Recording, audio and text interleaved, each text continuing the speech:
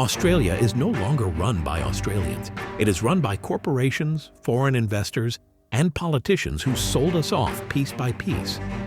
Australia is a hugely popular place for Chinese investors. They're investing heavily into real estate and infrastructure projects. Just take a look around here. It's not hard to find Chinese money flowing into Australia. Here in Sydney, this building, which is home to the Australian Stock Exchange, was recently purchased. The buyer, a billionaire from Hong Kong, known to be one of China's largest toy manufacturers. The biggest importer of Australian wine used to be the US and the UK just a few years ago. Today, it's China. Deco is nice and clean. Calling Chinese-born Monica Tu just another realtor is like saying Michael Jordan was just another basketball player. Yes, I do know Michael Jordan. She also knows how to sell some of Sydney's most expensive houses. So they're going to move out the swimming pool right in the front. About 60% go to cashed-up Chinese investors, and last year was a very good year. We did, of course, to about probably $150 million now, and they were looking at double that figure. The latest data shows foreign buyers snapped up $4.9 billion worth of residential properties over the past financial year, up from $3.9 billion the year before. Their average purchase price was $914,000. China topped the list of foreign buyers. This is followed by Hong Kong, India, Vietnam and Taiwan. We were once the land of a fair go. A wealthy, self-reliant country with world-class education, affordable housing, and public ownership of the basics. Now we are a debt-ridden shell, where young people can't afford homes, wages have flatlined, and critical services are owned by overseas billionaires. How did we let this happen? How did we go from owning our future to being tenants in our own country? In this exposé, we are pulling back the curtain on how Australia was bought, who profited, and what it will take to get our country back. Chapter 1. The selling spree begins. The rot began in the 1990s. The political class on both sides, Labour and coalition, embraced the globalist dream: deregulate, privatize, and outsource. It was the golden era of selling off what made Australia sovereign. Qantas was privatized, Telstra was sold. The Commonwealth Bank was handed to shareholders. State governments followed suit, selling ports, rail, power grids, and water utilities. Politicians said this would make services more efficient and bring down prices. Instead, prices went up, service declined, and profits flowed offshore. And this was just the beginning. Chapter 2. Who owns Australia? Now, let us talk about ownership. More than 35% of Australian residential property is owned by investors. Nearly 1 in 10 homes in Sydney is owned by a non-resident foreign investor. Agricultural land? Over 14% is foreign-owned. Our ports and airports? Controlled by global infrastructure funds, sovereign wealth funds, and multinational corporations. China owns major stakes in critical infrastructure. The United States and Canada dominate property investment. Singapore, Abu Dhabi, and Qatar are quietly buying up farmland, aged care, and student housing. And it is not just property. Supermarkets are dominated by duopolies. Media ownership is concentrated. Manufacturing is hollowed out. The truth is, Australia is for sale, and almost everything is already sold. Chapter 3. The housing trap. Why can't young Australians buy homes?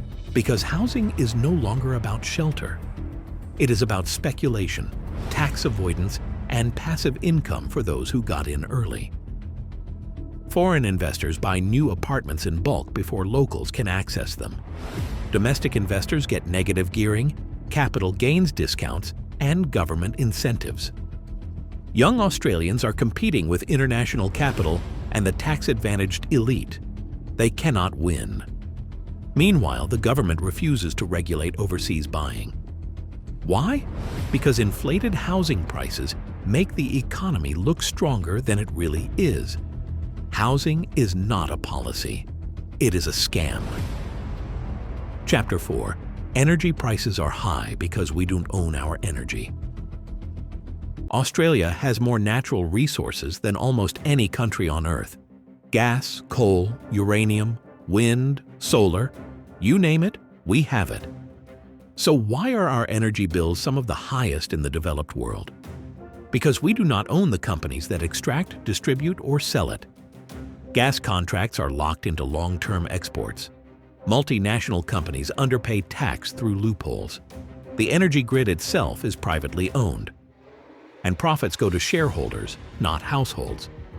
Australians pay more for their own resources than the countries we export them to, and politicians let it happen. Chapter 5. Political capture. Our leaders work for them, not us. Why do these deals keep happening? Because the system is rigged. Political donations pour in from mining companies, banks, developers, and big consultancy firms. Revolving doors mean former ministers get cushy jobs in industries they used to regulate. We have a political class that no longer represents the public. They represent the highest bidder. Real estate lobbies block housing reform. Gas giants stop price caps. Telecom firms stop infrastructure upgrades. And the public? We get sound bites. We get distraction. We get sold out. Chapter 6. What did we get in return? We gave up ownership of our airlines, our banks, our roads, our ports, our land, our energy. And what did we get? We got rising inequality, stagnant wages, a housing crisis, power bills that bankrupt pensioners, healthcare waiting lists, crowded schools, overpriced toll roads. We got cuts to Medicare, slashed university funding, and the slow death of the Aussie dream. The rich got richer, the foreign investors got fatter, and the everyday Australian got left behind. This was not an accident. It was policy. Chapter 7. Real stories from a bought-out nation. Emma, a nurse in Melbourne, pays half her wage on rent and has not had a real pay rise in 5 years. Reza, a mechanic in Sydney, was outbid by a foreign investor on a unit his family had rented for 10 years. Claire, a retiree in Brisbane, spends $400 a month on power and skips meals to keep the heater running in winter. Jack, a farmer in New South Wales, had to sell part of his land to a Singaporean fund just to pay council rates and debts. Natalie, a young teacher in Hobart, works 3 jobs but still lives in a share house at age 31. These are not isolated stories. This is the new Australian normal. Chapter 8. Education and Super. The new targets. Education was once the great equalizer in Australia. Not anymore. Now degrees come with lifelong debt. Vocational training is underfunded. Public schools are stretched while private institutions expand with government support. And what about superannuation? Once designed to help you retire with dignity, it is now a cash cow for fund managers, charging hidden fees while investing overseas. Australians work longer, retire later, and still wonder if it will be enough. Chapter 9. The media sold the narrative. A handful of media giants own nearly all mainstream news outlets. These outlets shape opinion, set the political agenda, and protect the status quo. Critical voices are drowned out. Distraction becomes the daily diet. Debate housing, and you are told it is your smashed Avo habit. Criticize corporate profits, and you are called anti-business. Raise foreign ownership, and you are branded xenophobic. The media has played its part in selling the illusion that everything is fine, even as the country falls apart. Chapter 10. The psychological impact. A nation losing hope. You can feel it. People are tired, disillusioned. They do not believe politicians anymore. They do not believe the system can be fixed. Young people talk about leaving. Middle-aged people talk about giving up. Retirees feel forgotten. We were told Australia was the lucky country, but luck runs out when everything is for sale. Chapter 11. What needs to change? First, we need to stop selling what we have left. That means banning further foreign ownership of strategic land, infrastructure, and housing. Second, we need a public ownership revival. Nationalize critical utilities, rebuild public housing, reclaim energy. Third, we need to crack down on political donations, close the revolving doors, and establish real anti-corruption watchdogs with teeth. Fourth, we must rewrite the economic rules. Tax wealth, not just work. Incentivize productivity, not speculation. Fifth, we must rebuild faith in public service, invest in healthcare, pay teachers properly, modernize public transport. Australia can be rebuilt, but not by the people who sold it. Final thoughts. Australia is not gone, but it is going fast. We are not doomed, but we are running out of time.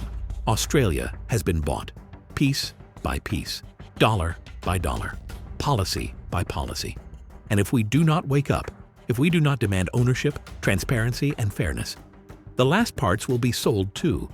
The only way to stop this is to shine a light on it, call it out, name names, push back, because this land belongs to us.